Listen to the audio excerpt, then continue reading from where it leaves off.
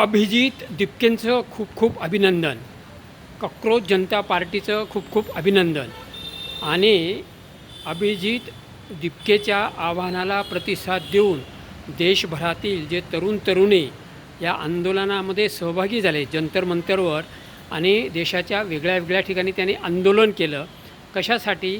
तर नीट परीक्षेचा जो पेपर फुटला होता त्याचा नीट निकाल लागावा याच्यासाठी ते आंदोलन होतं. आणि नीट निकाल त्या मंडळीने आता लावून घेतलेला आहे. केंद्रीय शिक्षण मंत्री प्रधान यांचा राजीनामा झालेला आहे. त्याची खूप चर्चा माध्यमातून वृत्तपत्रातून झालेली होते आहे अजूनही.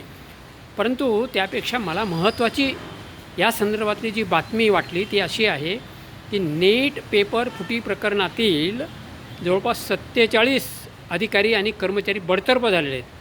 सहसा शासकीय नोकरीमध्ये शिक्षा जी असते ती बदली आणि निलंबन अशी शिक्षा असते. आणि बदली ही काही शिक्षा होतच नाही खरं म्हणजे. आणि निलंबनसुद्धा काय असतं ती तात्पुरतं असतं. वर्ष, दीड वर्षामध्ये, 2 वर्षामध्ये ही मंडळी पुन्हा सेवेमध्ये दाखल होत असतात. परंतु इथे फार मोठ्या संख्येने म्हणजे 47 अधिकारी कर्मचारी बडतर्फ झाले आहेत. बडतर्फ म्हणजे काय?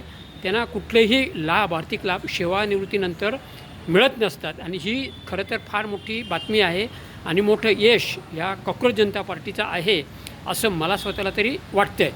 कारण कसं आहे, प्रधानसाहेब जरी आता धर्मेंद्र प्रधान यांनी जरी राजीनामा दिला असता किंवा घेतला असेल तरीसुद्धा काय आहे, राजकीय मंडळी काहीतरी राजकारण नेहमी करत असतात.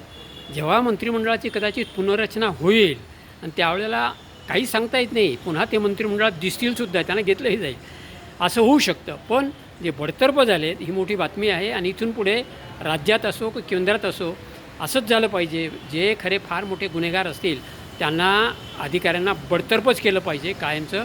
आणि जे राजकीय मंडळी आहेत त्यांना कमीत कमी 5 वर्ष निवडणूक लढवण्यास बंदी घातली पाहिजे. मित्रांनो, मला जे सुचलं, वाटलं, पटलं ते मांडलेलं आहे. Doctor H M. खैरनार चिंतन इन मंथन यूट्यूब चॅनलला लाईक, शेअर, सबस्क्राईब करा. जय हिंद, जय महाराष्ट्र.